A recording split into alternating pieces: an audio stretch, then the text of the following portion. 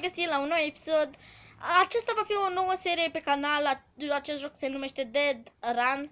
Și da, aș vrea să apăsați și butonul de like să văd cât de mult vă place această serie.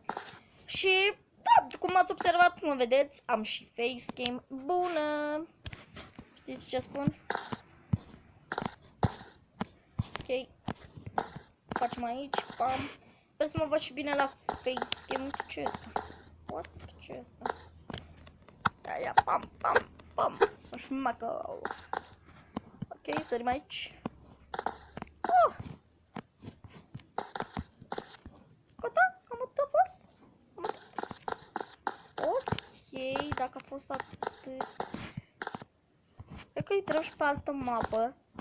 Pentru că asta a fost scurtă rău. Deci, scuzați-mă că mi-i facecam-ul, dar eu filmez de pe tabletă și până ce să pun să meargă, să mă văd clar, deci trebuie să văd, dați așa, mi-am făcut și Fred aici, exact așa, perfect. Na, hai să intrăm și pe alt server, pentru că asta scurt, a fost foarte scurt, uitați, l-am făcut din prima. Uitați, mi fac o dată ca să... Na.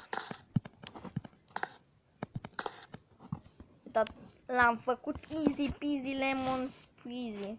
Exact așa, easy peasy lemon squeezy. Hai să ieșim, dăm pause, exit și dăm play again. Dăm pe, scuzați-mă pentru reclamă, Europa. Dăm create server, lăsăm așa, select a map. O să dăm pe Vulcano. Și gata! Hai să vedem ce putem face. Uita ce săritură am mai jucat eu mapa asta. Pum! Pum! Săritura secolului. Eu azi am instalat jocul acesta și după cum puteți vedea, eu zic că scuzați-mă pentru deget. N-am observat că am pus degetul acolo.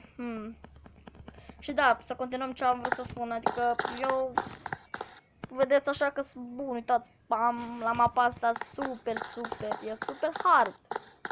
Ce vreți să fac, na, e super hard.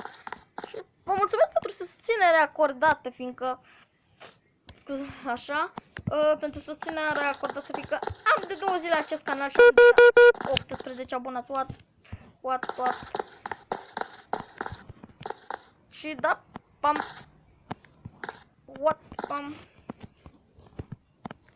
Super grea ăsta. La cealaltă. Bravo. Scuzați-mă pentru deget din nou. Da? Și am terminat? Cam atât? Ce?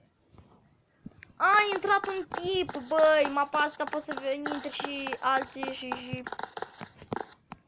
și, cum să spun eu, multiplayer.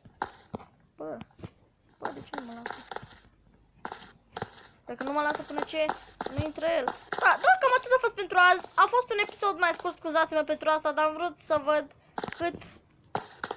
să văd și eu cât...